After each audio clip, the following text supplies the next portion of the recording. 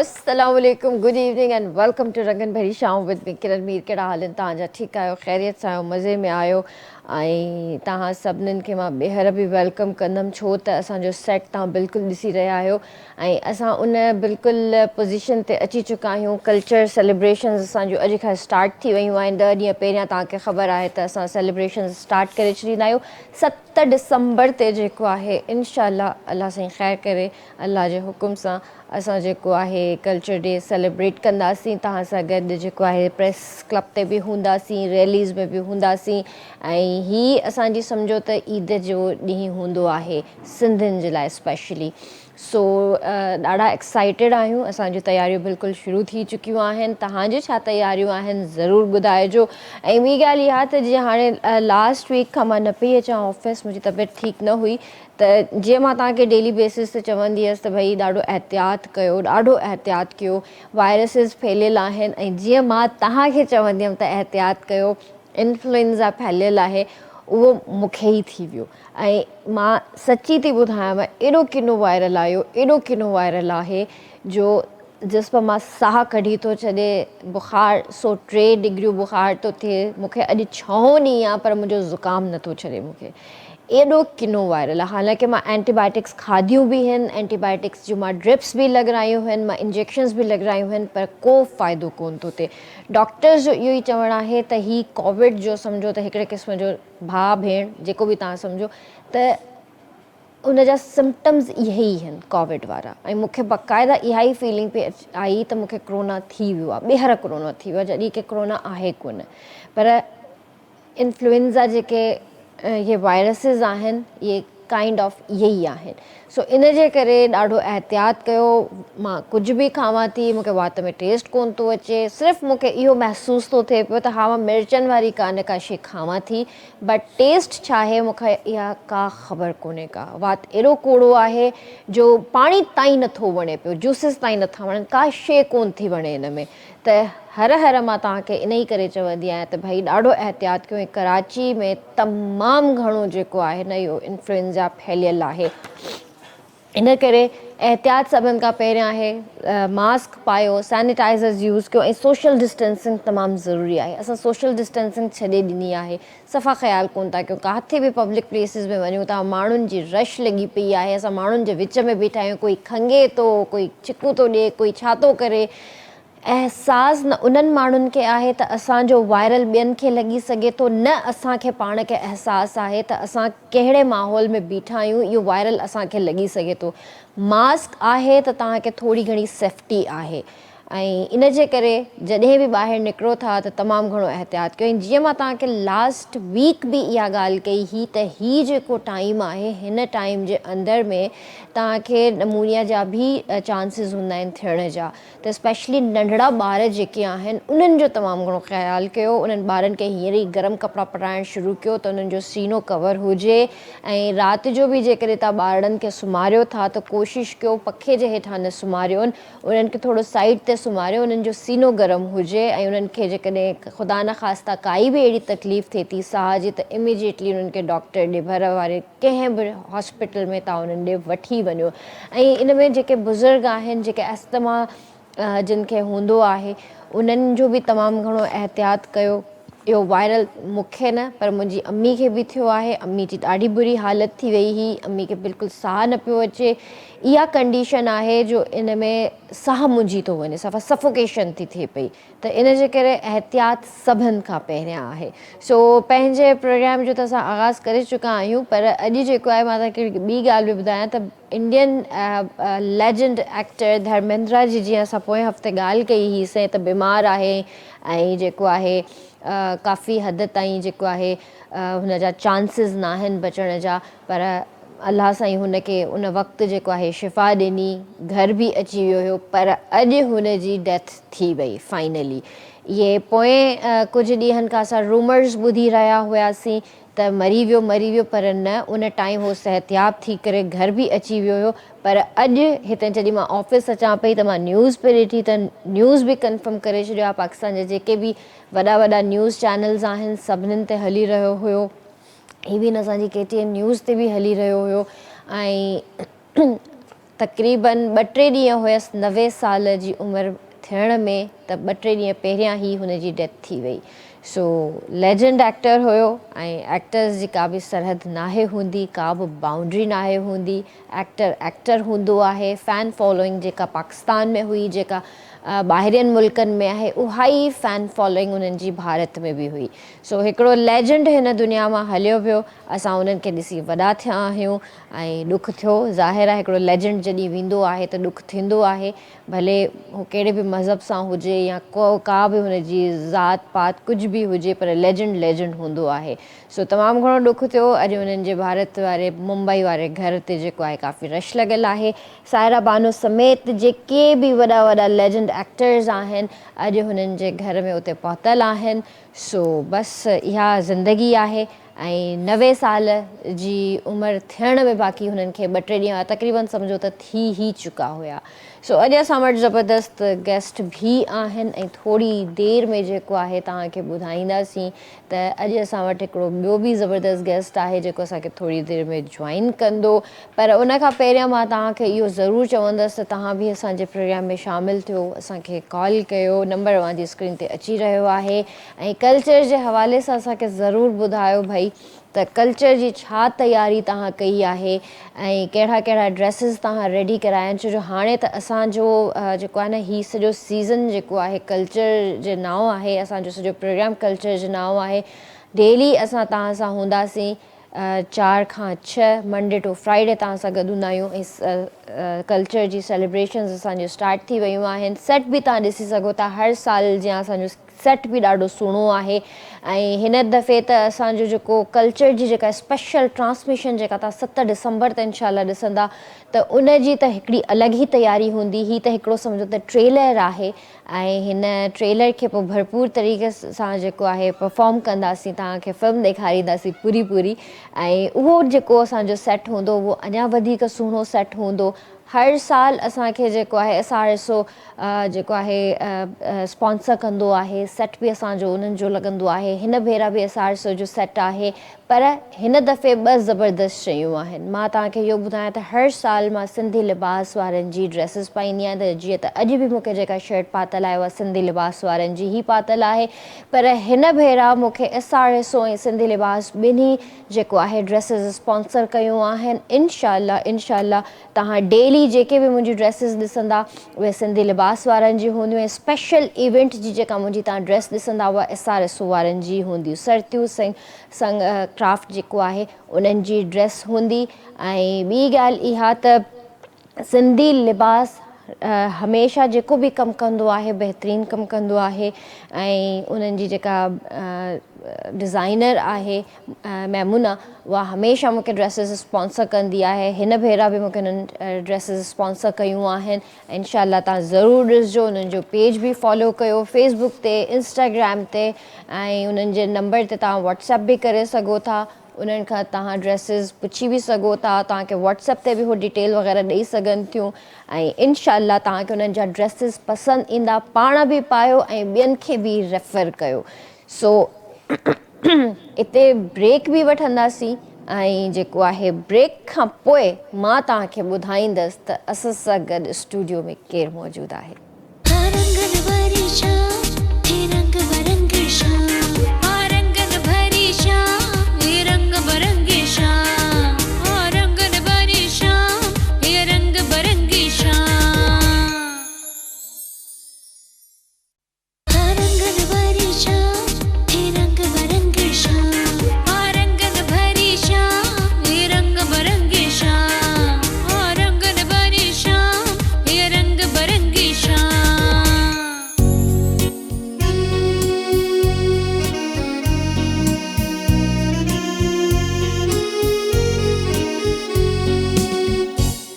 Welcome back viewers में तव्हांखे भलकार कंदासीं रंगन भरी शाम में ऐं मां तव्हांखे हीअं ॿुधाइणु चाहींदसि त असां सां गॾु स्टूडियो में मारिया हलीमा साहिबा मौजूदु आहिनि जेके एजुकेशनिस्ट आहिनि ऐं कॉलमिस्ट भी आहिनि, जर्नलिस्ट भी आहिनि। उन्हनि सां खोड़ सारे शयुनि ते अॼु असां डिस्कस कंदासीं ऐं उन्हनि खे जेको आहे वेलकम था कयूं पिया। उन खां अलावा असां सां गॾु स्टूडियो में मौजूदु आहिनि हफ़ीज़ ॾेरोज़ साहब, जेके राइटर बि आहिनि।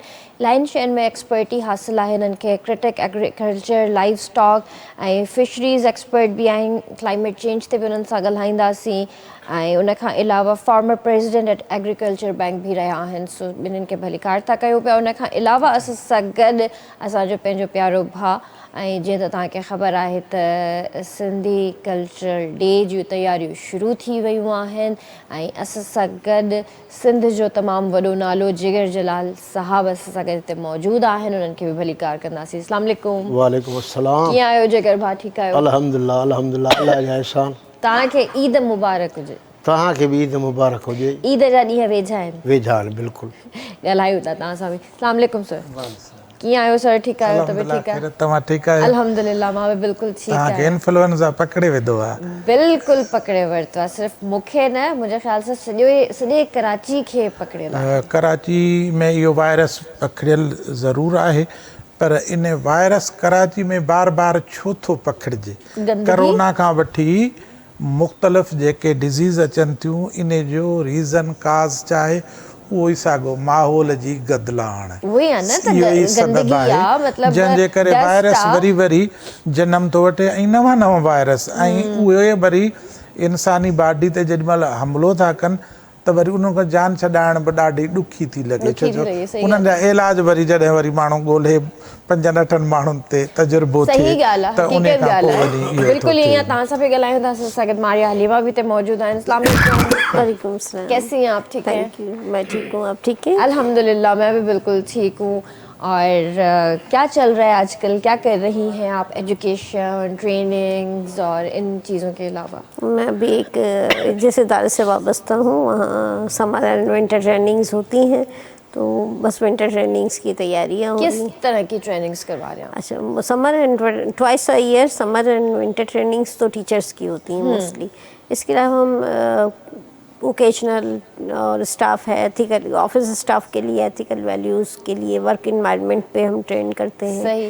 ताकि वर्कर्स जो भी हो वहाँ कोई पेचीदगी ना हो। फीमेल भी वर्कर्स हैं हमारे यहाँ, वुमेन एम्पावरमेंट पे कर लेते हैं। फिर स्टूडेंट्स के लिए या जो हमारे यंगस्टर्स हैं, टीनेजर्स हैं, उनके लिए भी करते हैं कि वो करियर काउंसलिंग से लेकर फिर करियर ओरिएंटेड जब तक ना बन जाए उनको लिए गाइडलाइन भी रहती है और ये सारी सिलसिला भी रहता है। सही। अच्छा, दूसरा ये ज़रूर बताइए कि एवरीबडी नोज़ कि हमारे पाकिस्तान के अंदर, मतलब पूरे पाकिस्तान के अंदर, उसमें पूरा सिंध आ गया, पंजाब आ गया, KPK आ गया, सब सूबे आ गए पाकिस्तान के अंदर, तो एजुकेशन सिस्टम तो हमें पता ही है कि क्या हाल है, क्या हशर है। बेसिक वर्ड है हशर। हशर है, बिल्कुल ठीक। तो आपको नहीं लगता कि बच्चों के साथ साथ हमें टीचर्स की भी ट्रेनिंग की ज़रूरत है? जी, इसी वजह से हम लोग टीचर्स ट्रेनिंग पे बहुत फोकस करते हैं, क्योंकि हमारे यहाँ एक बहुत अच्छा मुहावरा है, कराची में बोला जाता है, जिसको कुछ नहीं आता वो टीचिंग को प्रोफेशन को अख्तियार कर लेता है। और गर्ल्स ज़्यादातर इसलिए करती हैं कि कुछ पढ़ लिया है तो यूटिलाइज़ करते हैं। यूटिलाइज़ उस वक्त तक करना है जब तक शादी नहीं होती। अच्छा, मैंने ये भी देखा है बहुत दफ़ा कि छोटी छोटी बच्चियाँ जो स्कूल पास आउट कर चुकी होती है, मैट्रिक कर लिया, फर्स्ट ईयर इंटर जो है प्राइवेट कर रही हैं, उसी स्कूल में फिर वो जॉब कर रही हैं। बिल्कुल। तो आप जब आगे एजुकेट नहीं होंगे तो आप बच्चों को क्या सिखाएंगे? और स्कूल भी इस चीज़ को प्रायोरिटी देते हैं कि हाँ ठीक है तुम जॉब कर लो। देखिए, स्कूल का तो अपना फंडिंग बजट ही ऐसा होता है, जो हम ये जिसे कहते हैं कि हमारा एजुकेशन सिस्टम नहीं, हमारे एजुकेशन सिस्टम कई हैं। उन कई सिस्टम्स में जिनका आपने जिक्र किया वो भी एक सिस्टम है जो गली मोहल्लों में खुले हुए हैं।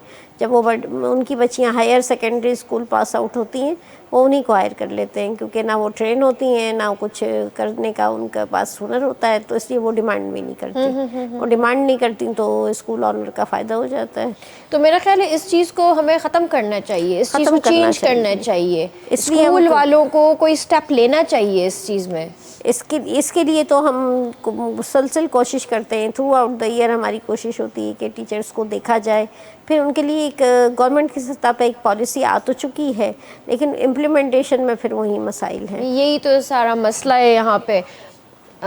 जैसे कानून भी बहुत हैं, चीज़ें भी बहुत हैं, लेकिन इम्प्लीमेंटेशन नहीं है।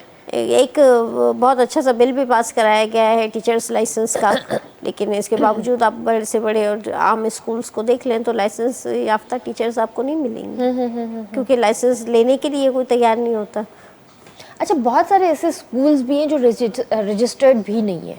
हाँ, वो भी मतलब अब 8 क्लास तक तो आप मोस्टली स्कूल देखेंगे वो नॉन रजिस्टर्ड है। तो उनके लिए कोई एक्शन नहीं लिया जाता, उनको कुछ बोला नहीं जाता, क्या कोई चेक एंड बैलेंस नहीं है? क्या है, क्या पता कि वहाँ पे एजुकेशन कैसी मिल रही है, बच्चों के साथ क्या बिहेवियर है? और ये आप देख लें कि वहाँ बच्चों के साथ बिहेवियर तो ऐसा होता है कि हर टीचर क्लास में स्केल या डंडा या डंडी कुछ भी रखता है, लेकिन उनको चेक एंड बैलेंस, हालांकि बच्चों पर सख्ती करना जुर्म है, किसी भी तरह का इनको पनिश करना जुर्म है। और ये जुर्म, ये वाला लॉ है सबसे पहले सिंध में अप्रूव हुआ और उसके बाद बाकी मुल्क के सूबों में, लेकिन इम्प्लीमेंट यहाँ भी नहीं है। कुछ इदारे हैं जो बहुत अच्छे से इम्प्लीमेंट करते हैं, चेक एंड बैलेंस रखते हैं, उनको पता है, इनकी टीचर्स को भी पता है कि हमें बच्चे के साथ बिहेवियर भी सही रखना है, सही, और वर्डिंग भी सही यूज़ करनी है। लेकिन 70% स्कूल जिनका हमने जिक्र किया गली मोहल्ले के हैं या लेस प्रिविलेज एरियाज़ के, वहाँ ऐसी कोई फैसिलिटी नहीं मिलेगी, ना ही ऑनर को कुछ पता होगा, ना ही टीचर्स को पता होगा। सही, आपसे मज़ीद भी बातें करेंगे। सर, तव्हां इहो ॿुधायो त असां हिते आइन जे हवाले सां बि ॻाल्हियूं कंदा आहियूं। असां हिते जेको आहे अॼुकल्ह 27 तरमीम ॾाढो हॉट टॉपिक आहे, इन ते बि ॻाल्हाईंदासीं ज़रूरु, पर मूंखे इहो ॿुधायो त बेसिकली आइन आहे छा, आइन चइबो छाखे आहे? हिन वक़्त में, हिन दौर में तक़रीबन 2 हफ़्तनि खां वठी जेको ज़ेर बहस मौज़ू आहे उहो इहो ई आहे। तरमीमूं 26 तरमीम अची चुकी, 27 थी वई ऐं 28 जी तयारी आहे। इहा तरमीम छा में थी थिए? इहा तरमीम थी थिए आइन में। पाण इहो ॻाल्हाईंदासीं त आइन आहे छा, आइन इहा भला कहिड़ी आहे, आइन जी माना छा आहे, आइन जो मक़सदु छा आहे, आइन जो फंक्शन छा आहे। असल में क़दीम ज़माने में ही आइन जो जेको लफ़्ज़ आहे, आइन लफ़्ज़ जी माना आहे तरतीब ॾियणु, हिकिड़ो दस्तूर निज़ाम ठाहे ॾियणु त इन तहत ही रोड मैप आहे, हिकु क़ाइदे कानून जे अंदरि, सर्कल जे अंदरि पंहिंजूं हदूं क्रॉस न आहिनि करणियूं, हुकूमती निज़ाम हिन तरतीब सां, हिन सिलसिले सां हलाइणो। उहो आइन लफ़्ज़ जेको आहे उहो एक्चुअली आस्तन, जंहिंखे ओस्ताई ज़बान चए थी, उहा ओस्ताई ज़बान क़दीम ज़माने में उहा ईरान जे हिकु इलाइक़े जे अंदरि ॻाल्हाई वेंदी हुई, जेको पहलवी इलाइक़ो सॾियो वेंदो हो। उन खां पोइ ओस्ताई ज़बान मां हू सफ़र करे पोइ क़दीम फ़ारसी जे अंदरि आई। क़दीम फ़ारसी खां सफ़र करे आइन लफ़्ज़ उहो जदीद फ़ारसीअ में आयो। जदीद फ़ारसीअ में अचण खां पोइ जीअं तव्हां ॾिठो त बरे सग़ीर में ख़ासि तौरु हिंदुस्तान ऐं सिंध ते जॾहिं ग़ोरी ऐं मुग़ल हुकुमराननि जा कब्ज़ा थिया त हुननि इहो आइन राइज कयो ऐं हुननि पंहिंजो आइन ठाहे हिकिड़ो कानून तरतीब ॾिनो त अहिड़े नमूने सां निज़ाम हुकूमत जो जेको निज़ाम आहे अहिड़े तरीक़े सां हलाइणो आहे। त मुग़लनि जे दौर में हिते जेका ॿोली राइजी उहा हुई फ़ारसी, ऐं पोइ आइन अकबरी ठहिरायो वियो मुग़लनि जे ज़माने में। आइन अकबरी जेको लिखियो हो उहो मौलाना अबुल फज़ल लिखियो हो। मौलाना अबुल फज़ल सिंधी हो ऐं उनजो तालुक़ु सेवण सां हुयो। पोइ मुग़लनि आइन अकबरी ठहिरायो। आइन अकबरी तहत उन पूरे हिंदुस्तान जो निज़ाम हलंदो रहियो ऐं पोइ उहो लफ़्ज़ फ़ारसीअ जे दौरान बि इस्तेमालु थियो ऐं पोइ असांजे मुख़्तलिफ़ इलाइक़नि ॿोलियुनि में ज़बान में राइज थी वियो। जॾहिं 1947 खां पोइ हिंदुस्तान ऐं पाकिस्तान जो विरहाङो थियो त पाकिस्तान जी गवर्नमेंट ठही उन्हनि खे हिकिड़ो निज़ाम तरतीब ॾियणो हो ऐं पंहिंजी हुकूमत हलाइणी त पाकिस्तान जे वजूद में अचण खां पोइ सभ खां पहिरियों जेको आइन उहो आयो 1956। 1956 जो जेको आइन हो उन जा आर्टिकल आहे 234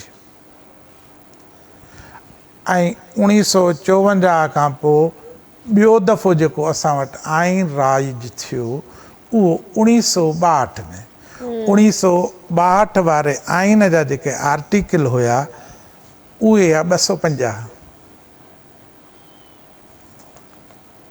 उन जूं बि टंगू ॿाहूं भञी करे कुझु न कुझु कार्रवायूं करे कुझु सबब रीज़न ॼाणाए पोइ वरी उन खां पोइ आख़िरी जेको आइन असां वटि हले थो जंहिंजी शकिल यकीनन बिगड़ियल आहे उन पोज़ीशन में न आहे पर उहो आइन सॾिजे थो 1973 वारो। 1973 जो जेको आइन आयो त उन में आर्टिकल हुया 280। त अहिड़े तरीक़े सां उहो आइन माना हिकु दस्तूर क़ाइदनि जो किताब जंहिंमें कानून बि आहे क़ाइदा बि आहिनि ऐं उन में हिकिड़ी राह ॾसी वई आहे त हिन तहत अदालतूं कमु कंदियूं पंहिंजूं हदूं न ओरांगींदियूं ऐं अदालत कानून ऐं वकील गॾिजी उनखे सही सिमत में सिधे रस्ते ते हलाईंदा त कानून आइन अदालत ऐं वकील इहे सभु हिकु ई ॻाल्हि आहिनि ऐं इन आइन तहत हुननि खे इहो निज़ाम मुल्क जो हलाइणो सही इहो आहे आइन। बिल्कुलु तव्हां सां अञा बि ॻाल्हियूं करणियूं आहिनि। जिगर भाउ बि असां सां गॾु मौजूदु आहे।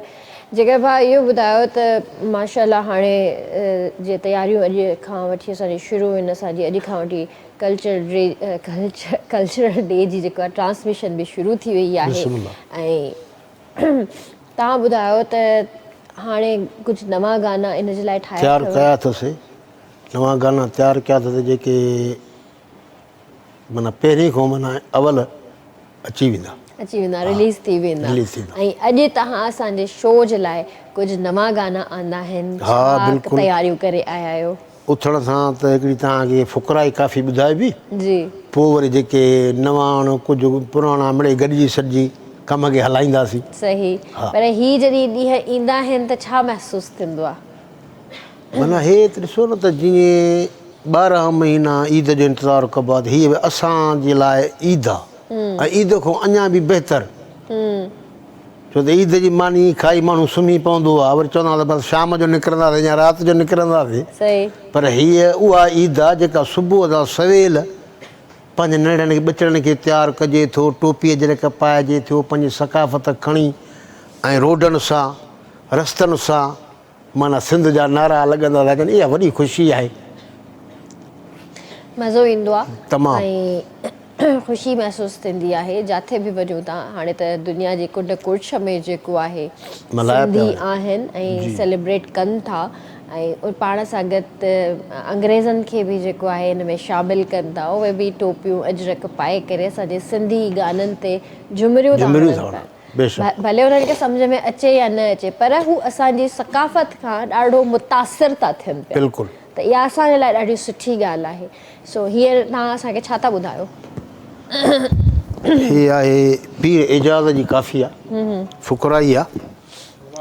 हा साईं छो त दरवेशनि जा जेके न्यापा हूंदा आहिनि उहे हक़ जे तरफ़ हलंदा आहिनि।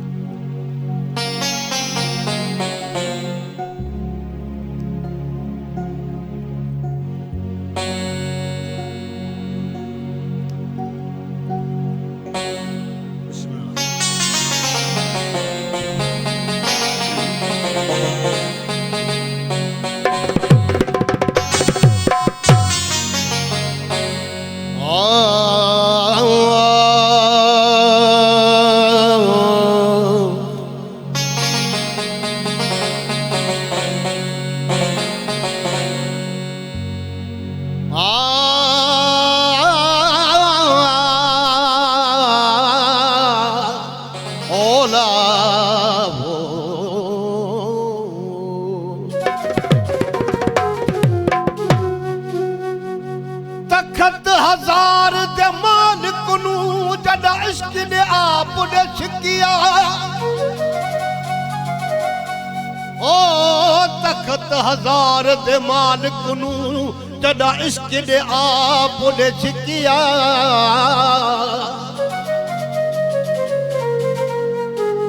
कर मंजूर गदाई को ताज को तख्त ते सटिया ते कारण ही रिद बनिया जोगी बीन वजावण सिखिया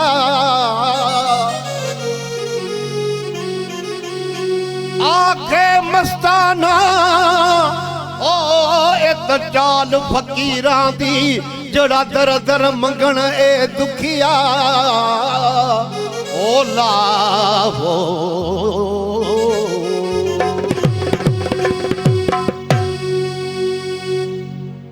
ओ लगदी नहीं दवा दवा लगदी नहीं दवा लगदी नहीं दवा दवा लगदी नहीं दवा रांझे बिना वे सैया लगदी नहीं दवा दवा रांझे बिना वे सैया लगदी नहीं दवा लगदी नहीं दवा दवा लगदी नहीं दवा लगदी नहीं दवा दवा लगदी नहीं दवा रांझे बिना सैया लगदी नहीं दवा दवा रांझे बिना सैया लगदी नहीं दवा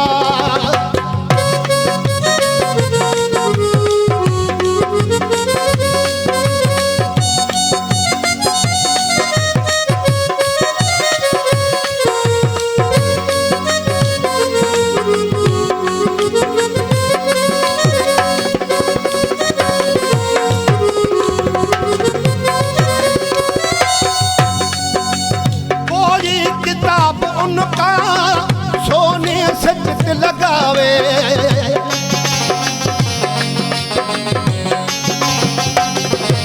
कोई किताब उनका सोने से चित लगावे जिसको लगा है जान में इसका बुरी बला बला जिसको लगा है जान में इसका बुरी बला बला लगदी नहीं दवा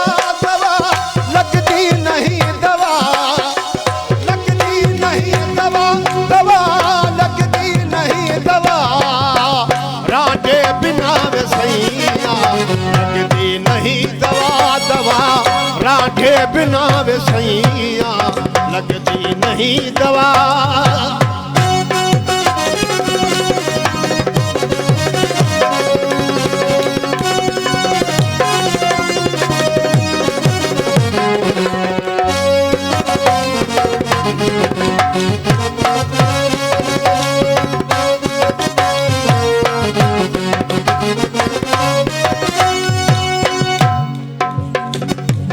हीर डिठी तस्वीर रांझन दी ओ हीर डिठी तस्वीर रांझन दी दवा इश्क छोड़ा उस घर दी इश्क अमालक बाहर की थी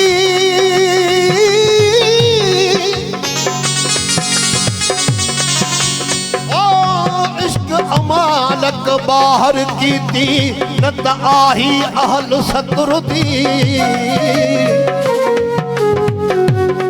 आखे खैर मोहम्मद साई ओ एक बेवस थी पई जड रमज लगस रांझन दी ओ लावो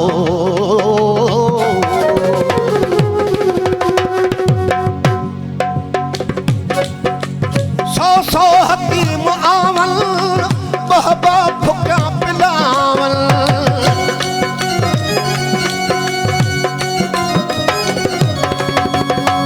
सौ तबीब आमन आमन बहबा फुका पिलावल दारू न जाने दर्द का कैसा तबीब था दारू न जाने दर्द का ये कैसा तबीब था लगदी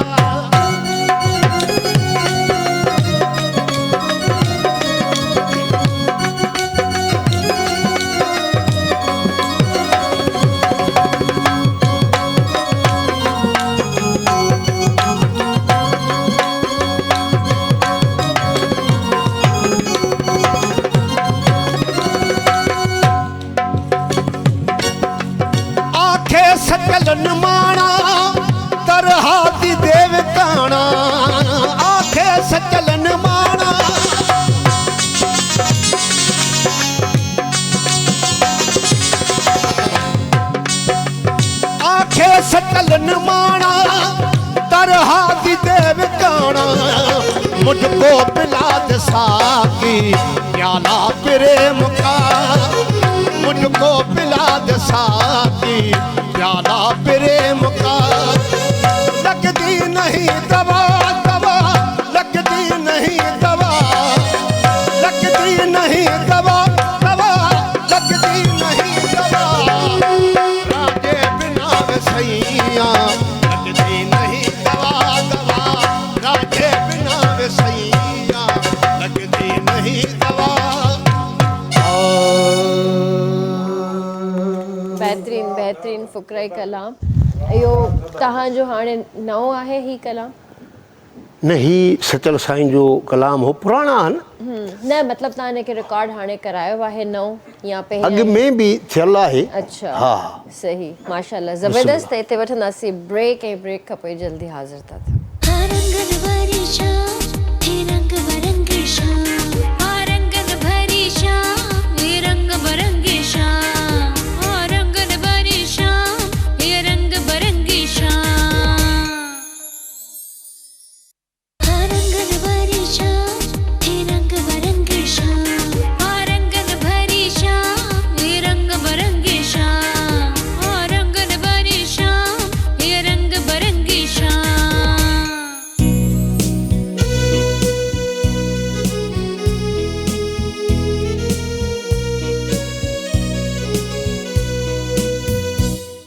तव्हांखे भलीकार कंदासीं रंगन भाई शाम में। तव्हां भी असांजे प्रोग्राम में शामिल थी सघो था, असांखे कॉल करे सघो था। आप हमारे सिंधी कल्चर से वाकिफ़ तो होंगी ज़रूर। बिल्कुल हैं। कैसा लगता है आपको? देखिए ये ओल्डेस्ट सिविलाइजेशन है वर्ल्ड की, तो जाहिर है ये पता चलता है कि जिस सूबे से हम बिलोंग करते हैं, जिस धरती से ताल्लुक़ है हमारा, वो वर्ल्ड की बेहतरीन, दुनिया की बेहतरीन इस तरह कह सकते हैं कि आज भी मोहनजोदड़ो देखें तो उसकी नज़ीर आपको कहीं और नहीं मिलती है, जितनी सिविलाइज तरीके से वो बनाया गया है। तो फील प्राउड, हमेशा फ़ख्र करते हैं। और इसकी ज़बान बहुत अच्छी है, मुकम्मल ज़बान है। और कल्चर आप देखें इतना रिच है हर लिहाज से, फूड है, ड्रेसेस हैं, इनके ज़बान के अंदाज़ हैं, फिर सचल सरमस और शाह भिटाई हैं। और इसके बाद आप पूरा जब उमरकोट से चले जाएं, हैदराबाद तक आ जाएं, तो आपको कई चीज़ें नज़र आती हैं।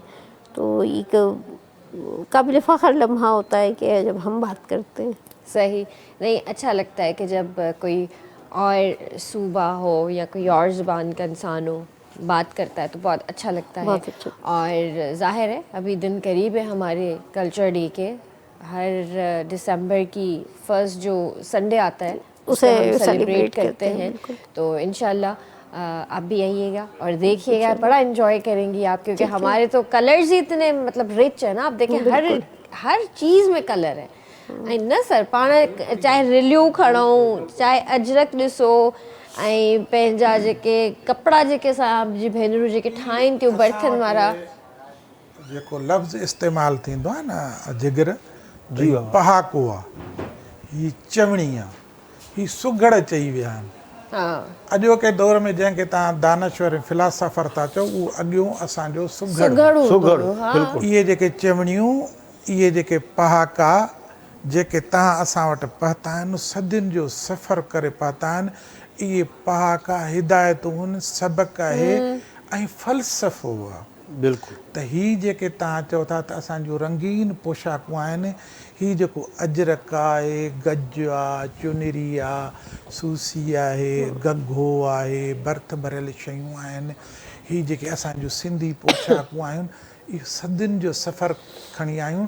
हीअ जेके अजरक जूं फुलियूं आहिनि, हीअ जेको रंग आहे, हीअ असांजी पोती अलॻि थींदी आहे, चादर अलॻि थिए थी, शाल अलॻि थिए थी, लोई अलॻि थी थिए, अजरक अलॻि थो थिए, मुख़्तलिफ़ इन्हनि जा जेके रंग आहिनि, इहे ख़ुदि हिकिड़ो फ़लसफ़ो आहे, हिकिड़ो पैगाम आहे, हिकिड़ो मैसेज आहे। ऐं इहे वरी जंहिंजे कंहिंजे नसीब में बि पोशाकूं, इहे ड्रेसूं, इहे अजरक, इहे लुंगियूं न थियनि, इहे अज़ीम क़ौमुनि जा अज़ीम वरसा जेके आहिनि, ख़ूबसूरत पोशाकूं हूंदियूं आहिनि। ऐं इहे पैदाइश न आहे। असां वटि जॾहिं हर शइ आहे, असांजी सिंध समूरी सोन आहे, असांजी ज़बान ॾाढी ख़ूबसूरत आहे, असांजी सकाफ़त ॾाढी ख़ूबसूरत आहे, असांजा खाधा, असांजी ॿोली, असांजा माण्हू महिनती आहिनि, हर शइ आहे। पोइ इते मां ॻाल्हि इहा करणु चाहींदमि त कराची खे सिंध खां अलॻि छो थो कयो वञे? छा कराची सिंध जो हिसो न आहे? कराची सिंध आहे। असल में जेको असां वटि इहो थिए थो, हिकिड़ो लफ़्ज़ इस्तेमालु थो थिए, proxy war. This is a part of proxy war. ॾाढी इहा डिबेट आहे, इन ते तमामु घणो बहस करे सघिजे थो, पर उन्हनि माण्हुनि खे इहो यादि रखणु घुरिजे जेको सदियुनि जो सफ़र करे सिंध जी सकाफ़त, कल्चर, ॿोली, ज़बान, ॾोर बेत, गज़ल, वायूं, ही भेटाईअ जी शाइरी, सचल जी शाइरी, हे ख़ूबसूरत रंग, हीअ धरती, छा मुंहंनि जो दड़ो असांजी शाहिदी नथो ॾिए? बिल्कुलु ॾिए थो। मुंहंनि जो दड़ो असांजी सॼे क़ौम हुजण जो शाहिदी ॾिए थी। मुंहंनि जे दड़े जी जेका तारीख़ लिखी ऐं पढ़ी वञे थी त मुंहंनि जो दड़ो 5000 साल पुराणो क़दीम हो, जंहिंमें हेॾी इंडस रिच सिविलाइज़ेशन हुई जेका दुनिया में नथी मिले। पर उन खां अञा अॻिते पोइते वञूं था, तारीख़ जा किताब खणो, साइंटिफिक अंदाज़ में जेका रिसर्च थी आहे त उन में इहो आहे त मुंहंनि जे दड़े जी सकाफ़त असांजी 5000 साल क़दीम आहे। त आमिरीअ जे दड़नि मां खोटराई मां मालूम थियो आहे त सिंध जी सकाफ़त न 7000 साल पुराणी आहे। वरी जे महरगढ़ जी खोटराई मां मालूम थो थिए त 8000। हीउ सॼो इलाइक़ो ही असांजा आहिनि। कराची असांजो शहर आहे, हैदराबाद असांजो शहर आहे, छाछरो उमरकोट असांजो शहर आहे, वेंदे जैसलमेर तां हेॾां असांजो लसबेले ताईं हदूं।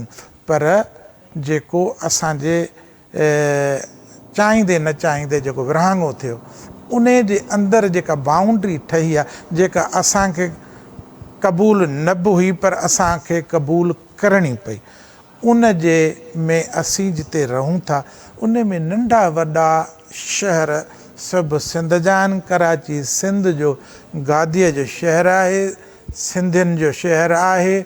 जेके माण्हू आया आहिनि ऐं जिन खे इन शहर ते असांजी सकाफ़त ते गाॾीअ जी नंबर प्लेट ते रुॻो हेतिरी पटी थी लॻे अजरक जी, उन ते बि एतिराज़ आहे त उन्हनि माण्हुनि जी न ज़बान आहे, न धरती आहे, न उन्हनि जी का ॿोली आहे, न उन्हनि जी सकाफ़त आहे। माण्हू फ़ख़ुरु उहे कंदा आहिनि।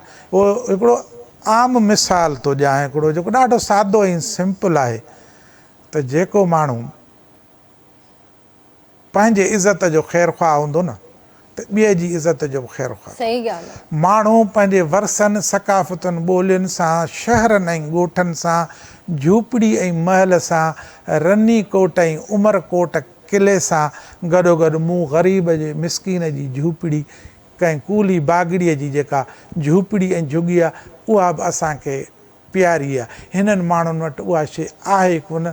हू उन्हनि खे साड़ ऐं हद सां हू रोलूं ऐं पेनूं, जिन माण्हुनि खे असां धरती बि आछी, महिमान नवाज़ी बि कई, पनाह बि ॾिनी, त उहे नस्ली जेके माण्हू आहिनि, नस्ली नफ़रत पखण वारा, जिन जी पंहिंजी धरती कान्हे का। दुनिया जे अंदरि तव्हां ॾिसो, पर पूरे हिंदुस्तान जे अंदरि ॾिसो, बरे सग़ीर जे अंदरि त ॾिसो त कंहिं बि क़ौम जी उर्दू ॿोली ज़बान आहे ई कान। हिकिड़ा मफ़रूज़ा ठाहे मुल्क जो विरहाङो सबबु ॼाणे, हिकिड़ो त इहो ड्रामो कयूं त पाकिस्तान जे अंदरि रहंदड़ मुस्लमान क़ौम आहे, असीं मुस्लमान क़ौम कोन आहियूं। हिते वहदतूं वतन हिन मुल्क में शामिलु थिया हुया, जंहिंमें असां सिंधी बि हुयासीं, बलोच बि हुयासीं, बंगाली बि हुयासीं, पंजाबी बि हुयासीं ऐं पठान बि हुयासीं। ऐं सभ खां पहिरें में पहिरियों जेको वॾो जेको कात हिन मुल्क जे टंग ते किरियो, उहो सभ खां पहिरियों एहतजाज उहो इहो त जॾहिं क़ाइदे आज़म मोहम्मद अली जिन्ना बंगाल में चयो त पाकिस्तान जी क़ौमी ॿोली उर्दू हूंदी, त हुननि चयो त न, असांजी ज़बान बंगाली आहे। त हिननि इहे ज़ोरी असांखे मढ़ियो वियो आहे। सभ खां पहिरीं असीं सिंधी आहियूं, असांखे सिंधी हुजण ते फ़ख़्रु आहे, असांखे सिंधी हुजण ते फ़ख़्रु आहे। हा, पोइ मुस्लमान बि आहियूं, पाकिस्तान बि आहियूं, असीं हिन जेको आहे फेडरल निज़ाम में हिन मुल्क जे क़ाइदे क़ानून मूजिबि उन में जमहूरी अंदाज़ में असीं रहणु था चाहियूं, पर कंहिंखे बि असां इहो हक़ ऐं अख़्तियार कोन ॾींदासीं त असांजे अजरक ते, असांजे सकाफ़त ते, असांजे ॿोलीअ ते, असांजे नसुलनि ते हू तनक़ीद कनि ऐं असांजे शहरनि खे, ॻोठनि खे, धरतीअ खे विराइनि, इहो असीं बर्दाश्त कोन कंदासीं। काल बि सिंध हुई, कराची बि सिंध, सिंध बि कराची, सिंध बि असांजी, कराची बि असांजी, ॻोठ बि असांजो। सो असीं इहा ॻाल्हि बर्दाश्त न कंदासीं। जिन खां इहा बर्दाश्त न थी थिए उन्हनि में अणस ऐं बुग़्ज़ ऐं तअसुबा, उन खां सवाइ ॿियो कुझु कोन मिलंदो। असांजो शहर छॾे वञनि, न रहनि हिते, उहो इहो आहे न, छॾे वञो, ख़तमु ॻाल्हि। तव्हांखे नथा बर्दाश्त थियो, तव्हां हलिया वञो बसि। हो जेकर कीअं नथो जो सिंध खे मञे सो सिंध मां लॾे वञे, लॾे वञे। हा, तव्हांखे सिंध शादियूं मुरादियूं ई थींदियूं आहिनि न, बिल्कुलु आयो असांखे पसंदि कोन्हे, हिन जो भत कोन खाईंदा, न खाईंदासीं, न आहे खाइणो त न आहे वञिणो।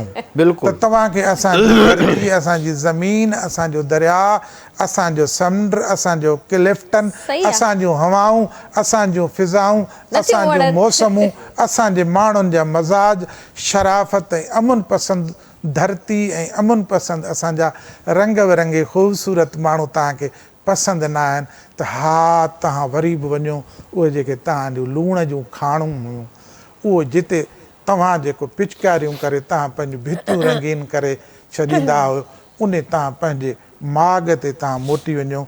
असांखे कंहिं बि क़िस्म जो एतिराज़ु न आहे।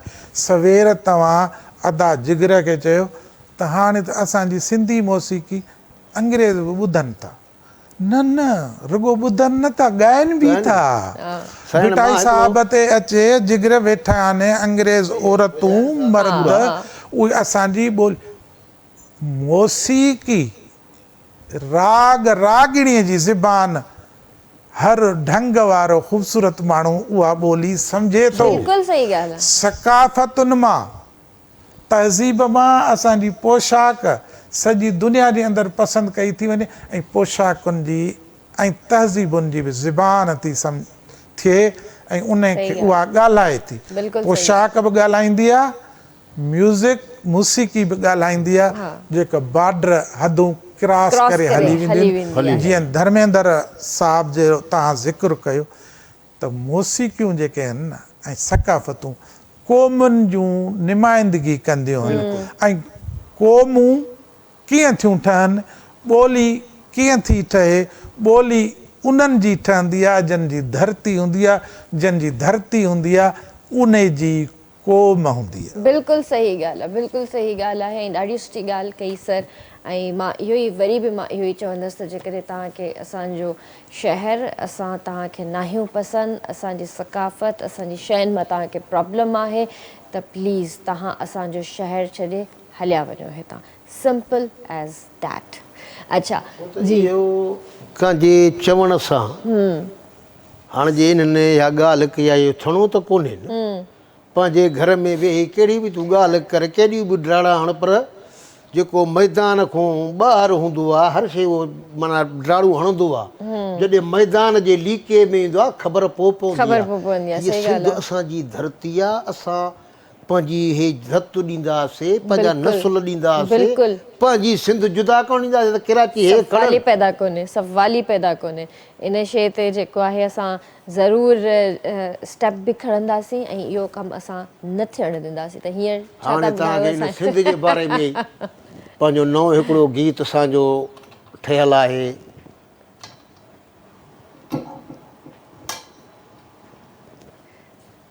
कंहिंजो लिखियलु आहे? ही असांजो दोस्त आहे, मके शहर में रहंदो आहे, अब्दुर्रहमान बिरोही, हे उनजो माना लिखियलु आहे पंहिंजी सकाफ़त जे हवाले सां त असांजी सकाफ़त छा आहे ऐं कहिड़ो नारो हणी मैदान में लहंदासीं। ज़रूरु।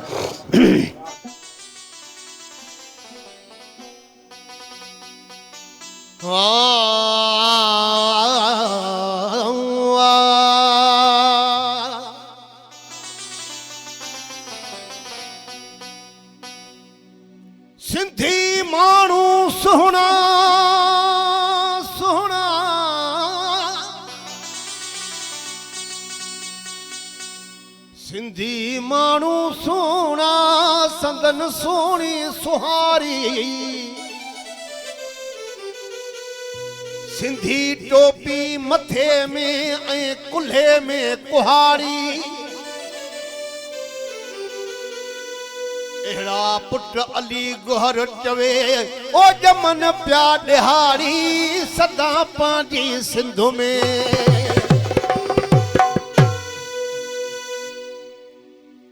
ॻाल्हि तव्हां कई त पंहिंजी हर कंहिंखे पंहिंजी शइ मिठी आहे असांखे पंहिंजी सकाफ़त मिठी आहे ऐं असां पंहिंजी सकाफ़त कीअं मल्हाईंदासीं ओ टोपी अजरक पाए पंहिंजो क़ौमी ॾींहुं मल्हाईंदासीं टोपी अजरक पाए पंहिंजो क़ौमी ॾींहुं मल्हाईंदासीं क़ौमी ॾींहुं मल्हाईंदासीं नारा सिंध ते लॻाईंदासीं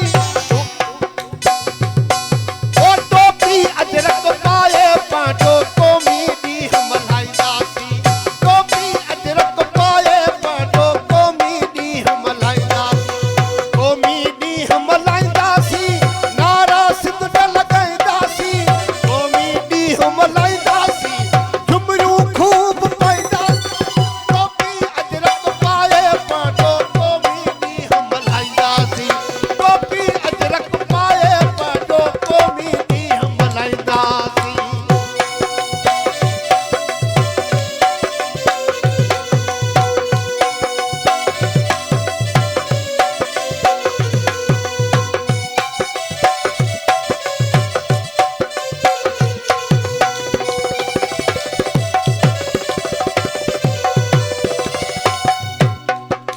शाह लतीफ़ जी सिंधुड़ी शाह भिटाई जी सिंधुड़ी खूब पंहिंजे मल्हाईंदासीं सिंध शाह लतीफ़ जी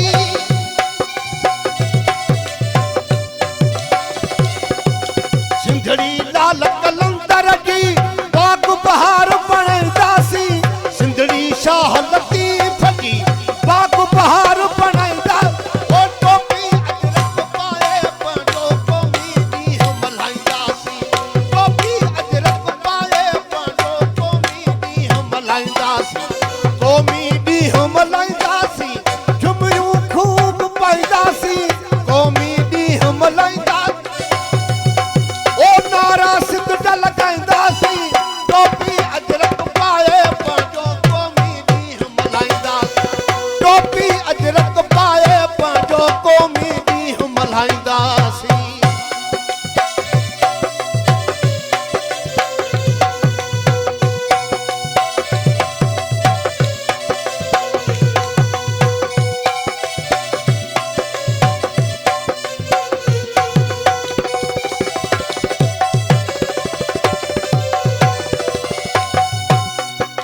शाह इनायत जो पैगाम सिंध सॼीअ खे ॿुधाईंदासीं सजल साईं जो पैगाम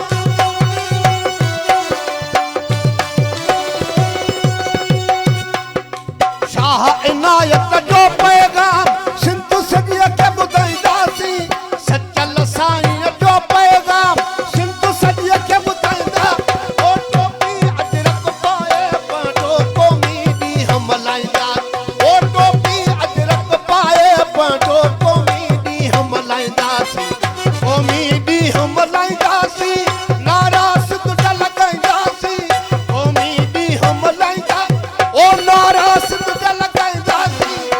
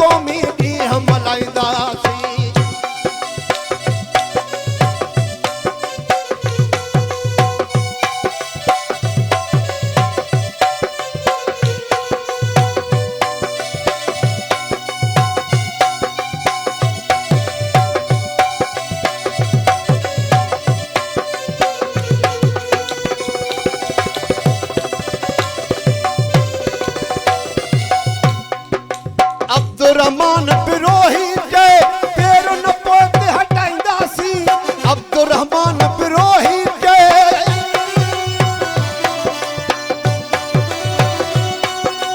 अब्दुर्रहमान बिरोही जे पेर न पोत हटाईंदा ओ टोपी अजरक पाए पांडो कोमी दी हम मनाईंदा ओ टोपी अजरक पाए पांडो कोमी दी हम मनाईंदा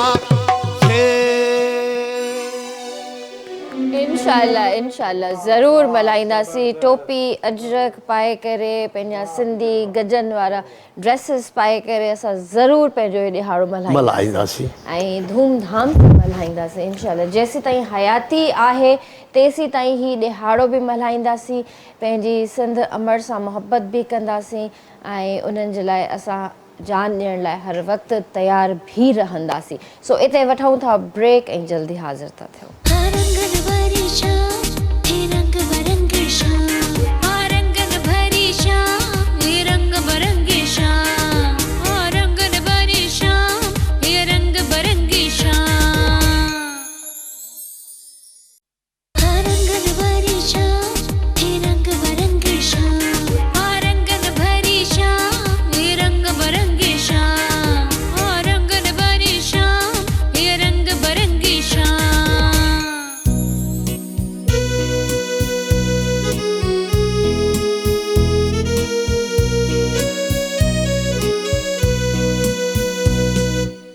आगे भली कार कंदासीं रंगन भरी शाम में ऐं जीअं त तव्हांखे ख़बर आहे त शाम जो टाइम हूंदो आहे चांहि हूंदी आहे पर अॼु मां हूअं त कोन पीअंदी आहियां चांहि पीअंदी आहियां मतिलबु सुबुह जो हिकिड़ो कप पीअंदी आहियां पर शाम जो मां न पीअंदी आहियां पर हीउ जेको मौसमु आहे हिन मौसम में जेको आहे गले खे फ़रहत ॾियण जे लाइ ऐं जेका तबियत आहे उनखे फ़रहत ॾियण जे लाइ या त माण्हू जोशांदो पीए या त वरी ग्रीन टी पीए या त वरी चांहि पीए उहा बि अंदाज़ कीनिया डस्ट जी अंदाज़ चांहि पीए ऐं तव्हांखे ख़बर आहे त हीअ जेका कीनिया डस्ट जी जेका चांहि आहे अंदाज़ इन जो ज़ाइको ख़ुशबू लाजवाब आहे ऐं जॾहिं बि तव्हां इनखे काढ़ींदा त तव्हां ॾिसंदा त हिन जो रंग जेको आहे ॾाढो रिच रंग आहे ऐं हिन जी ख़ुशबू ॾाढी सुठी आहे ऐं तव्हांखे उन वक़्तु दिलि बि चवंदी त मां अंदाज़ जी चांहि पिया पर अॼु जेको आहे मां अंदाज़ जी चांहि ट्राए करे रही आहियां मां हिकिड़ो सिप वठी चुकी आहियां ऐं मूंखे ॾाढी पसंदि आई आहे त तव्हां बि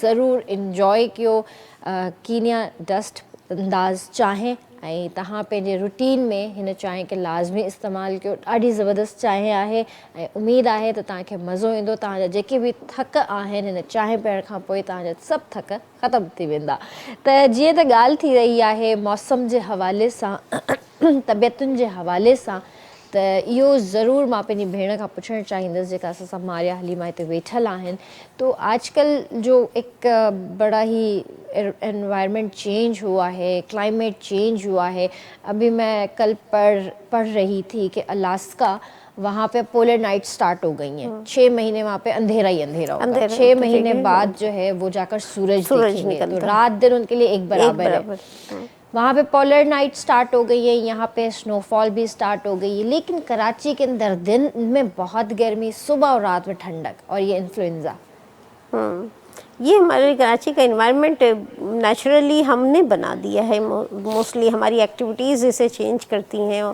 बड़ा फ्रीक्वेंटली चेंज होता है आपने देखा मौसम गर्मा जो है वो भी बहुत लेट तक रहा हमारे पास अक्टूबर तक हमें ये फील होता रहा कि जैसे मौसम गर्मा चल रहा है और अब भी हमें आफ्टरनून जो टाइमिंग होते हैं वो हमें ऐसे लगते हैं लेकिन आफ्टर इशा देखें आप बड़ी खुनकी आ जाती है नमी आ जाती है एनवायरनमेंट में अगर आप अपने रूम में भी हैं तो वहाँ आपको थोड़ी सी सर्दी सी महसूस होती है तो चाहे तो हम ये कह सकते हैं कि क्लाइमेट ओवरऑल वर्ल्ड में चेंज हो रहा है हमारी एक्टिविटीज़ 0 पॉइंट समथिंग है जिसकी वजह से क्लाइमेट इफ़ेक्ट हो रहा है लेकिन हमारी अपनी इंडिविजुअल जो हैबिट्स हैं इंडिविजुअल रूटीन है वो हमें ज़्यादा डिस्टर्ब करता है हमारे फूड का जो है हम हैबिचुअल हैं अनहेल्दी फूड के जंक फूड के लें या बड़े बच्चे सब मोस्टली हम कोशिश करते हैं कि वो फूड लें जिसका हमारी बॉडी में कोई ख़ास किरदार नहीं होता और हम हेल्दी फूड को अवॉइड कर रहे होते हैं, हम ऐसे ही मौसम चेंज हो रहा है उसके फ्रूट्स अवॉइड कर रहे होते हैं, ऐसे ही। सॉरी मैं आपकी बात यहाँ पे काट रही हूँ। फ्रूट्स हम शायद इसलिए भी अवॉइड करते हैं कि फ्रूट यहाँ पे महंगा इतना है, इतना महंगा है और प्राचीन, फजूल का बिल्कुल। महंगा है। मतलब अभी हम अनार ढूंढ रहे थे, कल परसों की बातें में और मेरे हस्बैंड कह रहे थे, हम यही बात डिस्कस कर रहे थे, कहते हैं अनार अभी नज़र नहीं आ रहा। अनार नज़र आ रहा है लेकिन ये वो वाला अनार नहीं है जो हमने बचपन से खाए हैं। बचपन से खाया, खास टेस्ट खास टेस्ट। कह रहे अनार क्यों नहीं आ रहा? मैंने कहा मुझे नहीं पता, चल के पूछ कर आते हैं अनार क्यों नहीं आ रहा। तो लिटरली मार्केट के अंदर जब मैंने सर्वे किया, लोगों ने इतनी कोई अपनी प्राइजेस लगाई हुई हैं फ्रूट्स के ऊपर कि बंदा खरीदने पे आए तो खरीद सकता है, लेकिन एक टाइम ये भी आता है कि सोचता है कि यार मैं इतने एफर्ट करके आया हूँ और इतने एक्स्ट्रा पे क्यों करूँ। हाँ, ये तो फिर आप वही देखिए ना, हम बात करते हैं हमारे यहाँ कवानीन बड़े ज़बरदस्त हैं, लेकिन इम्प्लीमेंटेशन का वही हिसाब है, चेक एंड बैलेंस का वही निज़ाम है कि हमें पता होता है कि इसकी रियल प्राइस क्या है, लेकिन हम दे रहे होते हैं जो मुंह मांगी प्राइस उनकी होती है, क्योंकि हमारे पास मींस कि ये आदतें हमने खुद खराब की हैं। अगर हम छोड़ दें अनार खाना, आपने कहा बहुत महंगे हैं फ्रूट्स, हम सभी अवॉइड करने लगे, अब मैं छोड़ दूँ, सर ना लें, सर छोड़ दें, आप ना लें, तो फिर वो उसके शॉपकीपर के पास भी कोई वो नहीं होगा ना रीज़न, उसकी चीज़ ख़राब होगी।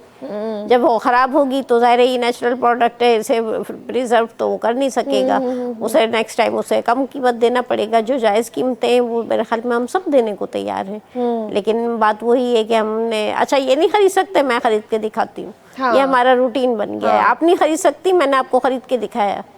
तो ये जो हमारा बिहेवियर है ना, हाँ, और ये भी कहते हैं चलिए ठीक है आपने लिया मैं आपके लिए लेकर आ जाती हूँ। हाँ, ये जो बिहेवियर है ये शेयर देता है, फिर ये आपको और उभारता है कि ठीक है मनमानी कीमतें रख ली, प्राइस लिस्ट जारी की जाती है, उस लिस्ट पे अमल दरामद अगर नहीं करते लॉ इन्फोर्समेंट एजेंसीज या मुताल्लिका हुकाम, तो हम आवाम भी नहीं करते, अपना प्ले तो हम भी ये रोल नहीं करते। सही बात है। आजकल मार्ट्स में देखिए, मार्ट्स के अंदर जितनी भी चीज़ें पड़ी हुई हैं उनके ऊपर डबल टैगिंग की हुई है इन लोगों ने, बिल्कुल, और जो कंपनी की जो प्राइस है वो नहीं, उसके ऊपर अपनी प्राइस लगा, एक हफ्ते के अंदर अंदर ये लोग अपनी प्राइसेस चेंज कर देते हैं, एक हफ्ते के अंदर अंदर डबल टैगिंग हुई भी होती है। अभी और हमें पता होता है डबल टैगिंग, पता होता है।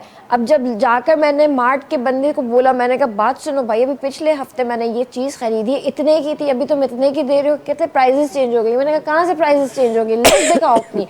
लिटरली मैंने लाइफ में फर्स्ट टाइम ऐसा किया होगा, देख कर बता रहे, कहते हैं अभी तो इसकी 1350 है लेकिन अभी 1750। मैंने कहा 1350 से 1750 एक हफ्ते में, ये दूसरा हफ्ता लगा है तुम्हारा। और मैंने कहा ये क्या कर रहे हो तुम लोग भाई। अच्छा, प्रोडक्ट के मालिकान जो हैं, प्रोडक्ट जो बना रहे हैं वो भी नहीं लेते? नहीं, कुछ भी नहीं, सबका अपना अपना कमीशन का हिसाब किताब है। लेकिन यहाँ पर वही बात आती है कि हम जब तक चेक एंड बैलेंस नहीं करेंगे तब तक बहुत सारी चीज़ें नहीं सुधरेंगी। और चेक एंड बैलेंस करने वाले खुद शायद उनका चेक एंड बैलेंस नहीं होता तो वो क्या करेंगे चेक एंड बैलेंस। सो ये भी एक बात होती है। तो सर तव्हां ॿुधायो त ही क्लाइमेट चेंज आहे, वेदर इश्यूज़ आहिनि, पंहिंजो हेल्थ इश्यूज़ आहिनि, ऐं जीअं हाणे मां इन्फ्लुएंज़ा जी ॻाल्हि थी कयां पई, छो जो ॾाढो फैलियल आहे, सॼो कराची वरितलु आहे, सॼी सिंध में जेको आहे इहो प्रॉब्लम आहे, सॼी सिंध में सॼे पाकिस्तान में आहे, सभिनि खे इहे इश्यूज़ आहिनि। त इन्हनि शयुनि खां बचिजे कीअं, एहतियात कीअं कजे, माहौल खे कीअं सही कजे, सभिनि खां पहिरीं ॻाल्हि। ॾिसो, इंसान जे जिस्म में हर शइ इम्पॉर्टेंट आहे। अखि खां सवाइ माण्हू ॾिसी नथो सघे, नक जो पंहिंजो इस्तेमालु आहे, माण्हू साह बि खणे थो, उन खां महसूसु बि करे थो, फ्यूम्स वठे थो, ज़बान जो पंहिंजो कमु आहे, ॾंद जो पंहिंजो फंक्शन आहे, आङुर जो, नह खे बि थोरो कट ईंदो आहे, केॾी तकलीफ़ थींदी आहे। त हीउ जेको लफ़्ज़ इस्तेमालु थो अचे कि पूरे वर्ल्ड के अंदर क्लाइमेट चेंज का इशू है, ठीक है, हम इस बात से तो एग्री हैं कि इशू है, लेकिन दुनिया के अंदर बाकी जो ममालिक हैं वो इसका सॉल्यूशन भी ढूंढते हैं, उस पे काम भी करते हैं। काम हो रहा है जी, बिल्कुल। वो कम असां वटि कोन थो थिए। ज़मीन ऐं धरती माहौल जो कुदरती हिकिड़ो सिस्टम ऐं निज़ाम आहे जेको चवंदा आहिनि ज़मीन जो जेको आहे फिफड़ आहिनि उहे वण आहिनि, वण असां ख़तमु करे छॾिया जॾहिं त रामसर में जेका हिकिड़ी कॉन्फ्रेंस थी 70s जे अंदरि कॉन्फ्रेंस थी, उन सॼी दुनिया जा मुल्क शरीक आहे, पाकिस्तान बि, पाकिस्तान खे त पूरी दुनिया जे अंदरां फंडिंग थी थिए, UNDP खां वेंदे वर्ल्ड बैंक खां मुख़्तलिफ़ आलमी इदारा जेके माहौलियात ते कमु कनि था, पर उहे ॾिसो त पैसा वञनि काॾे था, ख़र्च किथे था थियनि। असां दुश्मनी करे छॾी, वण कटे छॾियासीं, ॿेला कटे छॾियासीं, केनाल ठाहे दरिया जो मथे पाणी जेको आहे सो बंदि था असीं कयूं, जेसी ताईं असांजा वण असां वटि ग्रीनरी, छा त ही जेको असां माहौल खे डिस्टर्ब कयो आहे, इहो कुदरत जो माहौल आहे, ये कुदरती एक माहौल था जिसको हमने डिस्टर्ब कर दिया। तो कुदरत के माहौल को दुरुस्त भी हमें इसी तरह करेंगे कि कुदरत का जो माहौल है उसको बहाल भी कुदरती तरीके से करेंगे। हमें पौधे लगाने पड़ेंगे। बेसिकली ये जो प्लास्टिक की थैलियां वगैरह इन तरीके जो जेका इस्तेमाल प्लास्टिक थी थे इन्हें ते असां को बैन कुछ टाइम लगंदो, वरी यूज थियण शुरू थी वेंदी। रियासत कमज़ोर आहे, फर्द ताक़तवर आहिनि, कानून जी इम्प्लीमेंटेशन कान थी पई थिए, त आख़िरकार उहे कहिड़ा माण्हू आहिनि जेका कानून ते अमल करणु असांखे नथा ॾियनि। असांखे वण वधाइणा पवंदा, असांखे ॿेला वधाइणा पवंदा, इर्द गिर्द जो माहौल असांखे सुठो करिणो पवंदो, ड्रेनेज जूं लाइनियूं असांखे दुरुस्त असांखे रखणियूं आहिनि, गंद किचिरो जेको आहे सो उन जी मख़सूस जाइ असांखे करणी आहे। दरिया खे तव्हां मुकमिल तौर ते पूरो साल वहण त ॾियो।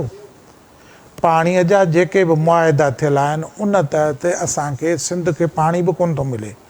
दरिया खे जेको पाणी मुहैया करिणो आहे, समुंड खे जेको डेल्टा ते अचिणो आहे, उहो पाणी अचे कोन थो। वणनि जी अफ़ज़ाइश थींदी किथां? जॾहिं वण वधंदा, डेल्टा डेवलप थींदी, असां ॾे पाणी ईंदो, दरिया वधंदो, पोइ इहो कुदरत जो हिकिड़ो था। असां वटि कॾहिं बि ॿोॾ न आई आहे, चवनि था 2010 में ॿोॾ आई, इहा ॿोॾ कान आई। 2022 में ॿोॾ आई, इहा ॿोॾ न आई। चवनि दरिया थो ॿोड़े, ॾोह वरी दरिया ते, त दरिया असांखे ॿोड़े छॾियो। न न, दरिया सां ख़ुदि ज़्यादती आहे, दरिया ते कब्ज़ो आहे। दरिया जी जेका साइज़ आहे न, जेका ओरिजिनल जेका साइज़ आहे दरिया जी, जेको FB बंदि था चऊं, जंहिंखे बचा बंदि था चऊं, हिकिड़े बचा बंदि खां ॿिए बचा बंदि ताईं, इहा अंग्रेज़ दौर में बाक़ाइदे दरिया जी, हूअं त कुदरती तौर ते पखेड़ वॾी हुई न, पर पोइ उनखे बंदि ॾेई उनखे अथऊं from the centre of the river, total हुन जी जेका माप ऐं साइज़ आहे 11 मेल हिकिड़ो पासो, किलोमीटर न, मेल 11 मेल ॿियो पासो, यानी कि 22 मेल दरिया जो पेट आहे, जंहिंखे असीं कचो चवंदा आहियूं। कचे में जॾहिं पाणी ईंदो आहे, दरिया कचे में ईंदो आहे त ख़ुशहाली ईंदी आहे, माण्हू ख़ुशि थींदा आहिनि। अदा पाणी आयो आहे, दरिया बासा आयो आहे, कचो ॿुॾो आहे, ॿुॾीअ जा ॿीणा आहिनि, दरिया ईंदो पंहिंजी सीज़न में वहंदो, ज़मीनुनि खे सैराब कंदो, डेल्टा में वेंदो, समुंड में छोड़ कंदो, उते पहुचंदो, पाणी लहंदो, कुदरती तौर ते जेको उते मुख़्तलिफ़ वणनि जा ॿिज किरनि था, उहो ॿिज फुटंदो, ॿेलो वधंदो, लयूं फुटंदियूं, बेहण फुटंदो, बबुर फुटंदो, पिपर फुटंदो, मुख़्तलिफ़ क़िस्म जा वण फुटंदा, ऐं असांजो जानवर उते चरंदो खुलियो। अॻे कंहिंखे ताज़ो मतारो ख़ुशहाल ॾिसंदा, सिहतमंद चवंदा हिते बि असां खाई खाई बसि कचे जो ढोर थी पियो आहे। कचे जो तस्वर ई हुयो ख़ुशहाली।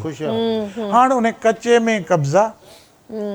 तव्हां यकीन कयो त जेको दरिया जी स्टार्ट थो थिए असां ॾे अचे थो, त घोटकी डिस्ट्रिक्ट जे अंदरि वॾा वॾा ऑयल एंड गैस वारनि जा मुख़्तलिफ़ इदारनि जा, मुख़्तलिफ़ कंपनियुनि जा गेस्ट हाउस, ऑफिसूं, कॉलोनियूं ठहियल आहिनि। हीउ जेको हाणे इंडिया पाणी छॾियो, ऐं रावी ऐं ॿिया जेके न वहंदड़ दरिया उहे आया, उन्हनि नुक़सानु कयो। छा हो त उन जे पेट जे अंदरि ई माण्हुनि कमर्शियल इलाइक़ो करे, रेज़िडेंशियल इलाइक़ा करे छॾिया।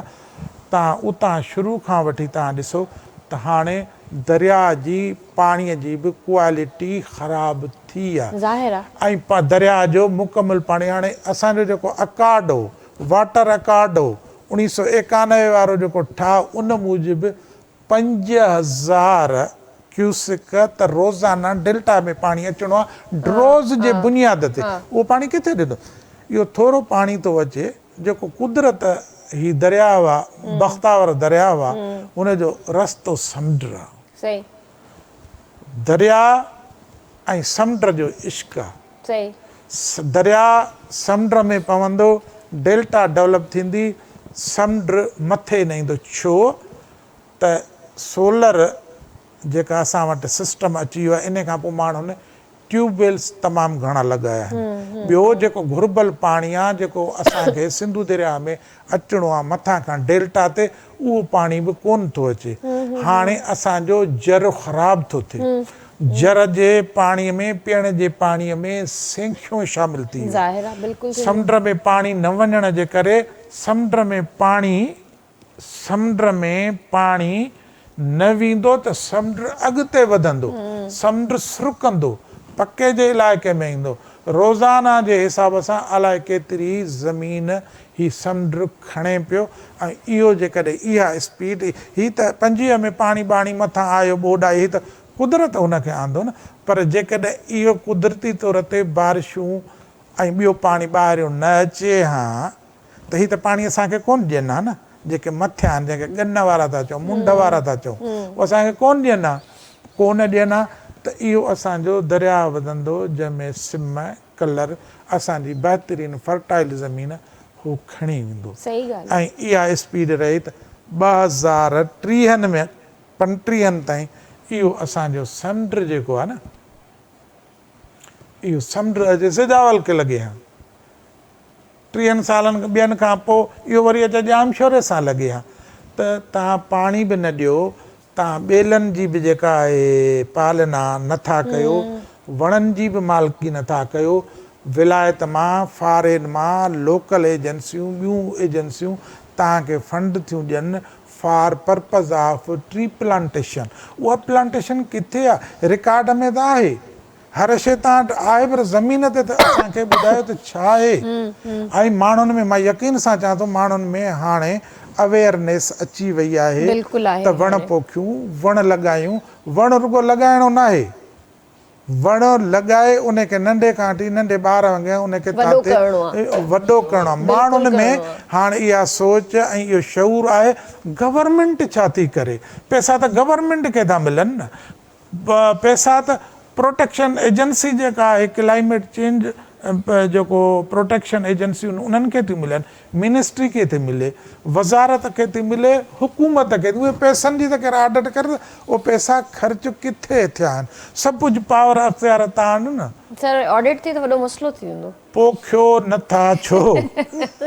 इहो वॾो मसइलो थी वेंदो ऑडिट त इहा न ऑडिट थी थिए न असां पंहिंजे माहौल सां असां सिंसियर आहियूं न असां पंहिंजे माहौल खे ख़राब करे वेठा पाण कयूं ऐं इन जा पाण ज़िम्मेवारूं ऐं कुदरत ख़ामोश न वेंदी। ख़ुदा ऐं ख़ुदा जी ख़ुदाई ऐं कुदरत जे हसीन फितरती नज़ारनि सां ऐं फितरत सां असीं छेड़छाड़ कंदासीं त यकीनन फितरत बि पंहिंजे रिएक्शन में ईंदी उहो कुझु न कुझु करे ॾेखारींदी। वण तव्हां वण पोखे नथा सघो। ॿेलो खाते जी वज़ारत आहे। ॿेलो खातो हिकिड़ी वॾी हिकिड़ी डायरेक्टरेट आहे ऐं हिकिड़ो वज़ारत आहे।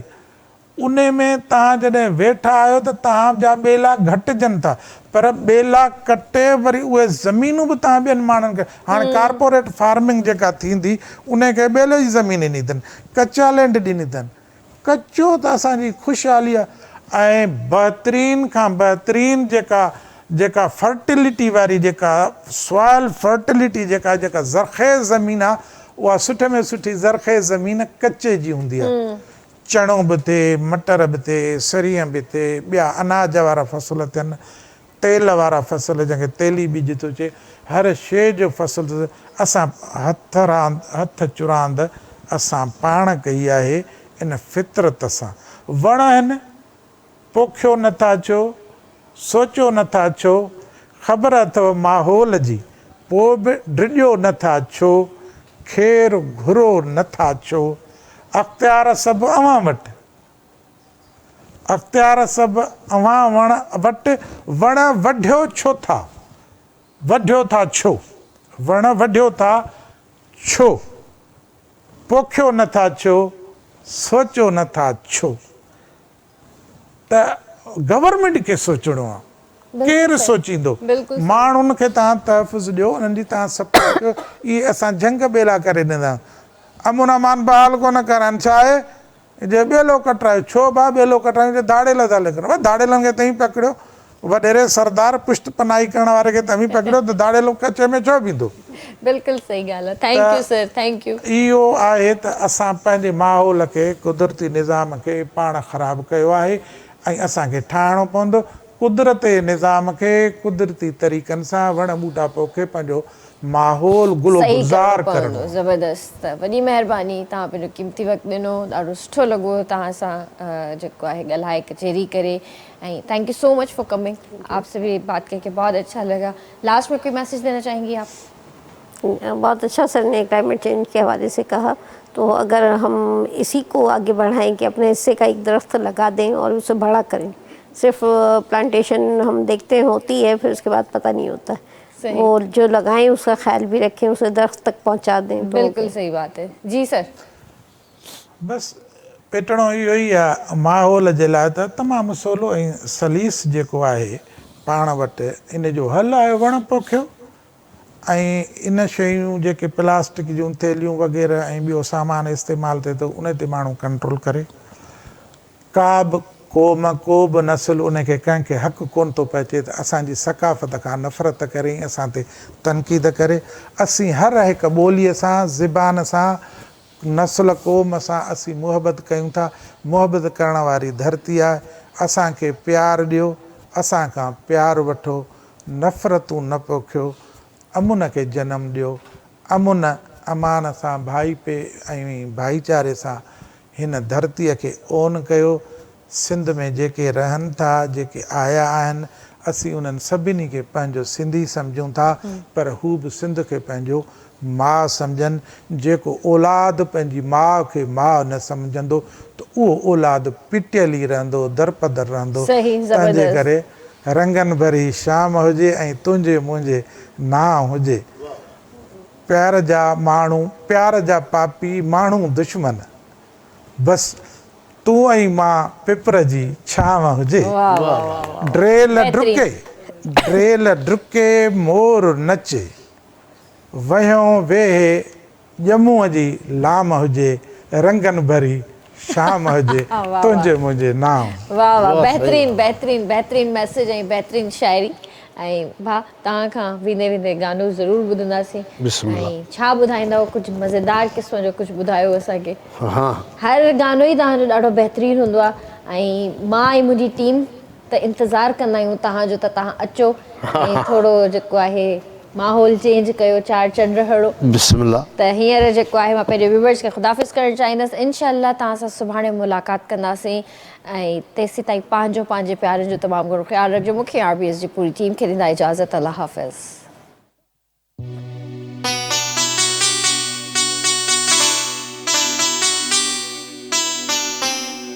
धमाल वारो ॿुधायो।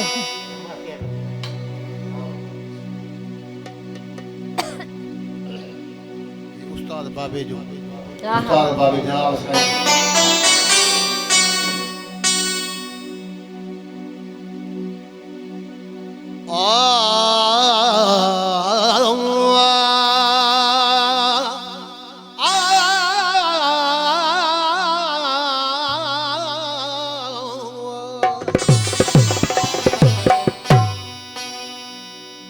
बेजुर्म बेदादगी दादगी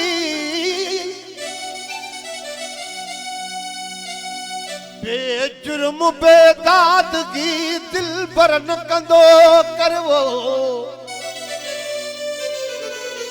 मूसाण तलबदार खे कॾहिं बि मुंतज़र न कंदो कर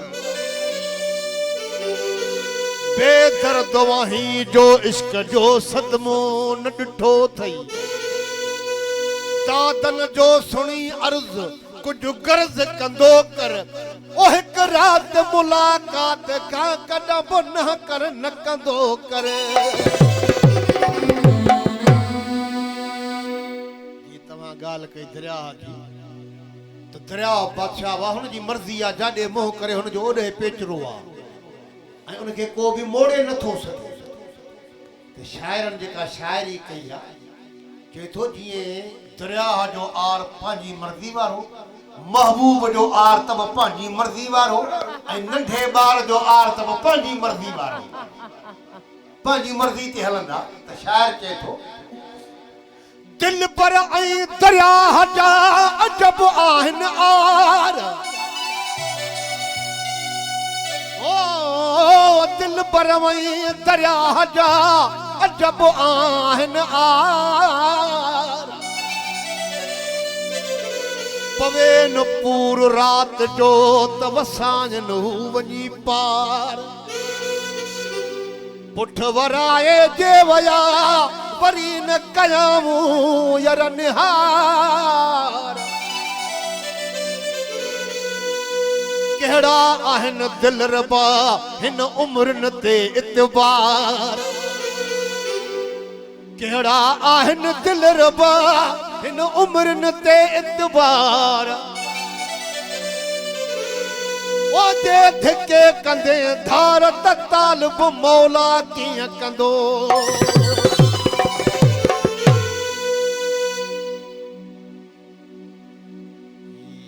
तमामु पुराणे दौर जो तव्हांखे कलाम ॿुधायूं पिया उस्ताद बाबे जलाल साईं जो जेको तमामु मशहूरु आहिनि वरिया वरी तुंहिंजी यार सिक सिका कागज़ के ई कुर्ब जा मां त रोयो रोज़ लिखां जानी जवाब न आयो अञा तांजी किथां हाणे राहूं रोज़ ॾिसां बस अब्द अव्हां जे आसरे ॾिसंदे ॾिसंदे रात खुटी वई ॾिसंदे ॾिसंदे रात खुटी वई ओ रोवंदे रोवंदे बात फुटी वई रोवंदे रोवंदे बात फुटी वई ॾिसंदे ॾिसंदे रात खुटी वई ॾिसंदे ॾिसंदे रात खुटी वई रोवंदे रोवंदे बात फुटी वई रोवंदे रोवंदे बात फुटी वई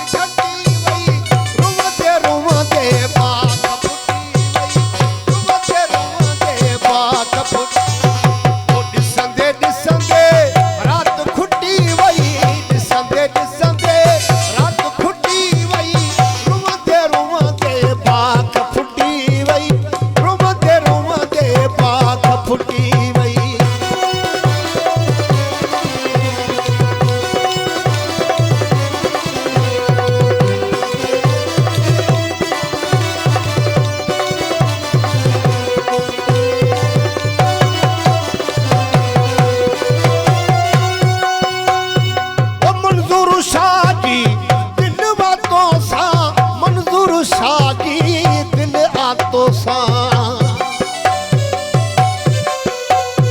ओ मंजूर शाह जी दिल आतो सा मंजूर शाह जी दिल आतो सा तुंडी लाए